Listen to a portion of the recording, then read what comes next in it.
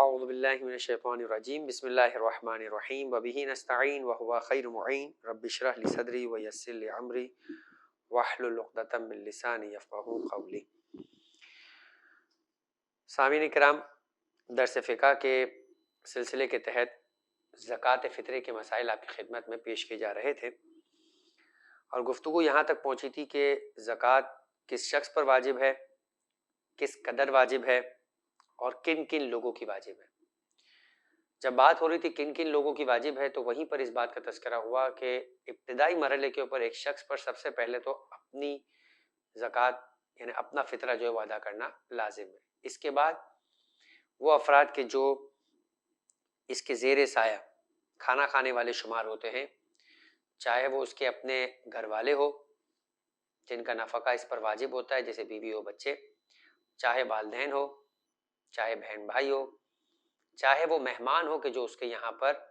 رات رکنے کے لیے آئے ہیں، کیونکہ فطرے کا جو تعلق ہے وہ غروب آفتاب یعنی جس وقت عید کی شب آتی ہے اس وقت جو افراد اس کے پاس کھانا کھانے والے شمار کیے جائیں گے ان سب کا فطرہ اس پر واجب ہے۔ اب وہ افراد کے جو ریگولر اس کے یہاں پر کھانا کھانے والے شمار ہوتے ہیں کہ جس کے جیسے اس کی بیوی بچے ہیں، اس کے ماں باپ ہو سکتے ہیں، اس کی کوئی بہن ہو سکتی ہے، یا اس کا کوئی چھوٹا بھائی وغیرہ ہو سکتا ہے۔ اس کے علاوہ ایسے افراد بھی ہو سکتے ہیں کہ جو اسی رات یا اس سے ایک آدھ دو دن پہلے رکنے کے لیے اس کے پاس ٹھہرنے کے لیے کسی دوسری شہر سے یا کسی دوسرے علاقے سے آ کر موجود ہو۔ البتہ آخری جو گفتگو ہوئی اس میں یہی ہے کہ اگر کوئی اس رات اس کے پاس بطور مہمان کا مطلب بطور اس طرح کا کہ جو افطار کرنے کے لیے آیا ہو، ڈنر پہ آیا ہو، ملاقات کے لیے آیا ہو اور کھانا کھانے بیٹھ گیا ہو، یہ وہ افراد نہیں ہیں جو کھانا کھانے والے شمار ہو۔ ایک اردو کی اصطلاح ہے کھانا کھانے والا، ہر شخص جو کھانا کھاتا ہے وہ کھانا کھانے والا ہے، مگر یہاں کھانے کھانے والے سے مراد ہے کہ جو اس کے یہاں پر قیام و طعام کر رہا ہو، ٹھہر رہا ہو باقاعدہ، اسے جو ہے وہ کھانا کھانے والا شمار کیا جاتا ہے اور اس کا فطرہ اس پہ ادا کرنا واجب ہوتا ہے۔ اب جو دیگر شرائط تھی ان شرائط کے اعتبار سے آج گفتگو ہوگی کہ شرط یہ تھی کہ ایک انسان بالغ ہو، عاقل ہو، بے ہوش نہ ہو اور فقیر نہ ہو۔ ان شرائط میں اگر کہیں کوئی کمی ہو جائے تو اس اعتبار سے آج گفتگو ہوگی کہ شرعی طور کے اوپر کیا مسئلہ بنے گا۔ غروب آفتاب سے پہلے یہ کمی ہے، غروب آفتاب کے بعد یہ کوئی شرط کے اندر کمی آ جاتی ہے، تو اس اعتبار سے مسئلہ کیا فرق کرے گا۔ تو مسئلہ نمبر 1958 یہ ہے آج عاقل کے اعتبار سے کہ اگر کوئی شخص عید الفطر کی رات غروب کے وقت دیوانہ ہو، یعنی غروب کے وقت ہی شرط دیکھی جائے گی کہ شرط ہے یا نہیں، اصل غروب کے وقت تک وہ بالغ نہیں ہے تو شرط موجود نہیں ہے، یہ غروب کے وقت تک دیوانہ ہے، ہوش میں نہیں ہے، اور اس کی دیوانگی عید الفطر کے دن ظہر کے وقت تک باقی رہے، کیونکہ فطرہ نکالنے کا جو وقت ہے وہ بھی یہی ہے کہ انسان عید کی شب سے لے کر اگر نماز عید پڑھ رہا ہے تو نماز عید سے پہلے پہلے، اور اگر نماز عید نہیں پڑھ رہا تو پھر ظہر عید کے دن ظہر سے پہلے پہلے تک فطرہ ادا کرے، اور اس پورے وقت کے اندر یہ شخص دیوانہ رہا غروب سے لے کر اگلے دن عید کے دن ظہر تک، تو ایسی صورت پہ اس پہ فطرہ واجب نہیں ہے۔ لیکن اگر صبح عید کے دن صبح صحیح ہو گیا، صبح ظہر سے پہلے کسی ٹائم پر صحیح ہو گیا تو پھر احتیاط واجب کی بنا پر اسے فطرہ دینا ہوگا۔ یہی مسئلہ اگر غروب آفتاب سے پہلے کوئی بچہ بالغ ہو جائے، چونکہ غروب آفتاب کے وقت فطرہ واجب شروع ہوتا ہے اور یہ غروب آفتاب سے پہلے بالغ ہو گیا، یا دیوانہ تھا تو عاقل ہو گیا، یا فقیر تھا، بے روزگار تھا اور اس کو نوکری مل گئی، تو اگر وہ فطرہ واجب ہونے کی شرائط پوری کرتا ہے تو ضروری ہے کہ اسے فطرہ دینا ہوگا۔ اچھا، یہ کیوں کہا کہ فطرہ واجب ہونے کی شرائط پوری کرتا ہے؟ کیونکہ یہ تو ایک شرط ہے نا۔ مثلا اگر کوئی شخص دیوانہ تھا اور عاقل ہو گیا غروب آفتاب سے پہلے، تو آیا وہ بالغ ہے یا نہیں، فقیر ہے یا نہیں، یہ ساری شرائط بھی دیکھی جائے گی۔ اسی طرح سے اگر کوئی بچہ بالغ ہو جائے تو دیکھا جائے گا فقیر تو نہیں ہے، اگر فقیر ہے تو اس پہ فطرہ واجب نہیں ہے۔ تو لہٰذا ایک شرط کے اعتبار سے گفتگو ہوئی کہ اگر کوئی شرط غروب آفتاب سے پہلے پوری ہو جائے تو اگر دیگر شرائط بھی غروب آفتاب کے وقت موجود ہو تو اس پر فطرہ اپنا ادا کرنا واجب ہوگا۔ مسئلہ نمبر 1960، اگر عید الفطر کی رات غروب کے وقت فطرہ واجب ہونے کی شرائط نہ ہو، کوئی بھی شرط نہ ہو، چاہے دیوانگی کا مسئلہ ہو، چاہے بلوغت کا مسئلہ ہو، چاہے فقیر ہو، چاہے بے ہوش ہو، لیکن عید کے دن ظہر کے وقت سے پہلے پہلے فطرہ واجب ہونے کی شرائط پوری آ جاتی ہے، جیسے اس سے پہلے مسئلے کے اندر تھا کہ دیوانہ عاقل ہو جاتا ہے، تو تمام شرائط کے اندر یہی ہے، صرف دیوانے کے لیے مسئلہ نہیں ہے کہ اگر غروب کے وقت تک کوئی بھی شرط نہ ہو یا ساری شرطیں نہ ہو، لیکن اگلے دن ظہر سے پہلے تمام شرائط مکمل ہو جاتی ہے، تو احتیاط واجب کی بنا پر اسے فطرہ دینا ہے۔ اب انہی شرطوں کے اندر ایک شرط یہ بھی ہے کہ وہ مسلمان ہو، تو اگر کوئی کافر عید الفطر کی رات غروب آفتاب کے بعد مسلمان ہو تو اس پر فطرہ دینا واجب نہیں ہے۔ اب یہاں پہ ایک کافر کی بات ہے جو کہ مسلمان ہو رہا ہے، اگر غروب آفتاب سے پہلے مسلمان ہو جاتا ہے تو اس کو فطرہ ادا کرنا ہے، لیکن اگر یہ غروب آفتاب کے بعد مسلمان ہوتا ہے تو اس پہ فطرہ واجب نہیں ہے۔ اگر کوئی شخص غروب آفتاب کے بعد مستبصر ہو جائے، مستبصر یعنی اہل بیت کے ماننے والا نہیں تھا، اہل بیت کی سیرت کا اتباع کرنے والا نہیں تھا، فقہ جعفری کا ماننے والا نہیں تھا، اب وہ فقہ جعفری کے اوپر آ جاتا ہے، تو ایسی صورت میں ضروری ہے کہ اپنا فطرہ دے، چونکہ مسلمان ہونے کے اعتبار سے اس پہ فطرہ واجب تھا، فرق فقط اتنا ہوا ہے کہ وہ اب مسلمان کے ساتھ ساتھ مومن بھی ہو چکا ہے، عقیدے کے اعتبار سے ایسی صورت کے اندر اس پر بہرحال فطرہ واجب ہے، فرق نہیں پڑے گا کہ وہ مغرب کے بعد جو ہے وہ مستبصر یعنی مومن ہو رہا ہے۔ اگلا مسئلہ، اور یہ مسئلہ اب شرائط کے اعتبار سے فقیر کے اعتبار سے جو ہے وہ تذکرہ ہو رہا ہے، اور یہ صورتحال یہ ہے کہ ایک فقیر شخص ٹھیک ہے، بالغ بھی ہے، عاقل بھی ہے، ہوش میں بھی ہے، مسلمان بھی ہے، لیکن فقیر ہے۔ فطرہ ایک ایسا واجب ہے کہ جو صرف ظاہری اعتبار سے ہر واجب کی پروردگار عالم کی بارگاہ میں حکمت ہے، اور ایسا نہیں ہے کہ صرف آخرت کے اعتبار سے ہی اس کا ثواب اور عقاب کا، جنت و جہنم کا مسئلہ ہے،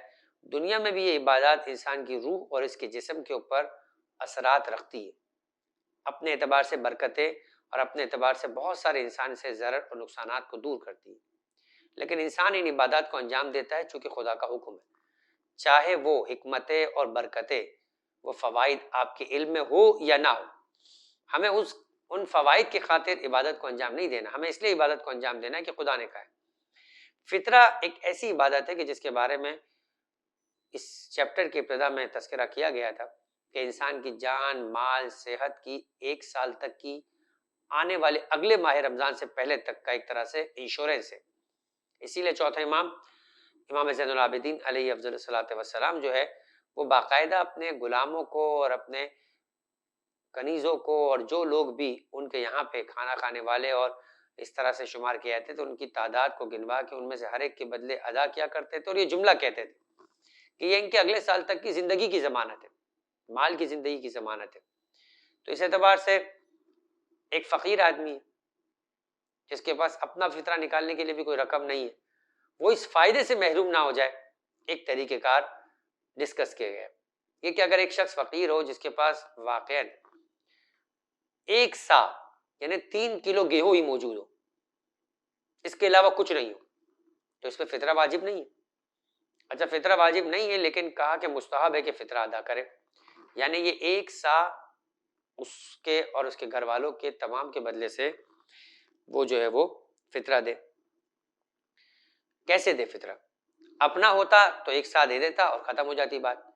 اگر اس کے ساتھ گھر والے ہیں تو ان میں سے ہر ایک کے بدلے کیا یہ 1 سا ان تمام کے بدلے کافی ہو جائے گا؟ مثلا 3 لوگ ہیں تو سب کی طرف سے 1 کلو بن جائے گا، ورنہ 1 سا کا مطلب تو 3 کلو ہے۔ تو کہا نہیں، اس کا طریقہ کار یہ ہے کہ وہ 1 سا نکالے گا، لیکن باہر کسی فقیر کو یا ضرورت مند کو نہیں دے گا، اپنے ہی گھر والوں میں سے کسی ایک کو دے دے گا، اس کی طرف سے فطرہ ایک طرح سے ادا ہو گیا۔ گھر کا وہ فرد اب کسی تیسرے فرد کو جو ہے وہ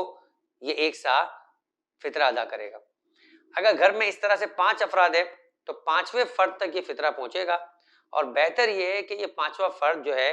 وہ گھر میں سے ہی کسی کو واپس نہ لوٹائے بلکہ باہر گھر کے علاوہ کوئی اور فرد کو یہ دے، تو اس طرح سے یہ ان سب کی جانب سے فطرہ ادا ہو گیا. اندر ہی جو ہے یہ فطرہ روٹ آؤٹ ہوا. مثلا فرض کرے کہ الف نے بے کو دیا، بے نے جیم کو دیا، جیم نے دال کو دیا، دال نے زے کو دیا، اور زے نے پھر گھر سے باہر کسی کو ادا کر دیا. یہاں صرف ایک ٹیکنیکلی مسئلہ ہو سکتا ہے کہ اگر ان میں کوئی دیوانہ ہو یا ان میں کوئی بچہ ہو جو نابالغ ہے، تو نابالغ کا فطرہ جو ہے نابالغ خود کسی کو نہیں دے سکتا کیونکہ وہ اس کا مالک ہو گیا. تو اب وہ مثال کے طور پہ جو ہے وہ آگے ملکیت کو ٹرانسفر نہیں کر سکتا. تو اس کا سلسلہ یہ کہ کہا گیا کہ اس فطرے کو اس بچے کی طرف سے وہ جو گھر کا سربراہ ہے وہ وصول کرے گا بطور وکیل، اور وہ جو ہے وہ آگے ادا کرے گا، کیونکہ ولی کو اس بات کی اجازت ہے کہ بچے کے مال میں تصرف کرے بچے کی بھلائی کے لیے، لیکن وہ ڈائریکٹلی اس کو آگے چاہے گھر کے افراد میں ہی صحیح منتقل نہیں کرے گا. اور گھر سے باہر بھی جب دے گا تو اگر فرض کرے کہ آخری فرد بھی یعنی میاں بیوی اور 3 نابالغ بچے ہیں، تو میاں نے بیوی کو دیا، بیوی نے اپنے چھوٹے بچے کو دیا، اس چھوٹے بچے کو جو وصول کرے گا وہ ولی کرے گا، اور وہاں سے لے کے وہ اگلے بچے کے لیے دے گا، اس کو بھی ولی بطور ولی جو ہے وہ قبول کرے گا، اور پھر وہاں سے تیسرے بچے کو دے گا بطور ولی قبول کرے گا، اور تیسرے بچے سے بطور ولی لے کر وہ گھر سے باہر کسی اور کو فطرہ ادا کرے گا. تو یہ مسئلہ ہے. مسئلہ نمبر 1962 کہ جس شخص کے پاس صرف اندازاً 1 سا گیہوں یا اس جیسی کوئی اور چیز ہو، مستحب ہے کہ فطرہ دے، واجب نہیں ہے کیونکہ شرائط موجود نہیں ہے. اور اگر اس کے اہل و عیال بھی ہو اور وہ ان کا فطرہ بھی دینا چاہتا ہے تو وہ ایسا کر سکتا ہے کہ فطرے کی نیت سے 1 سا گیہوں ٹھیک ہے اپنے اہل و عیال میں سے کسی ایک کو دے، اس کا فطرہ ادا ہو گیا، اور وہ اہل و عیال میں سے موجود شخص جس کو ملا ہے وہ بھی اسی نیت سے اپنے گھر کے دوسرے فرد کو دے، اور اسی طرح سے دیتے رہے یہاں تک کہ وہ جس فرد کے خاندان کے آخری فرد تک پہنچ جائے. یہ فطرہ ادا ہو گیا سب کی جانب سے. لیکن وہ آخری والا فرد جس کو ملا ہے ابھی اس کی طرف سے فطرہ ادا نہیں ہوا ہے. بہتر ہے کہ جو چیز آخری فرد کو ملے وہ کسی ایسے شخص کو دے جو خود ان لوگوں میں سے نہ ہو، اگرچہ کہ ان کو بھی دیا جا سکتا ہے. اتنی غربت ہے کہ اگر یہ نکل گیا گھر سے تو پھر آج کے کھانے کے لیے کچھ نہیں ہے، تو ٹھیک ہے پھر وہ دوبارہ گھر کے کسی فرد کو دے دے اور پھر واپس میں استعمال کر لے، فطرہ ان کا ادا ہو گیا. لیکن اگر کچھ وسعت ہے اور دیا جا سکتا ہے تو بہتر ہے کہ یہ لوگ اپنے گھر سے باہر کے کسی فطرے کو یعنی اس فطرے کو جو ادا کریں. یہ ایک مسئلہ مکمل ہوا. اب وہ آ جائیں گھر میں اگر موجود بچوں میں سے کوئی نابالغ یا دیوانہ ہو تو اس کا سرپرست اس کی بجائے فطرہ لے سکتا ہے، یعنی اس بچے کو جب دیا جا رہا ہے تو بچے کے بہاف پہ وہ خود لے، اور احتیاط مستحب ہے کہ وہ چیز اس کی نیت سے نہ لے بلکہ خود کے لیے لے. ٹھیک ہے، یہ احتیاط مستحب ہے تاکہ جب وہ خود کے لیے لے گا تو پھر وہ اسے آگے بآسانی جو ہے وہ دے پائے گا. یہاں آج کی حد تک ہم گفتگو کو روکتے ہیں اور انشاءاللہ اگلی مرتبہ اس گفتگو کو مزید آگے بڑھائیں گے اور دیگر مسائل آپ کی خدمت میں پیش کریں گے. وما علینا الا البلاغ.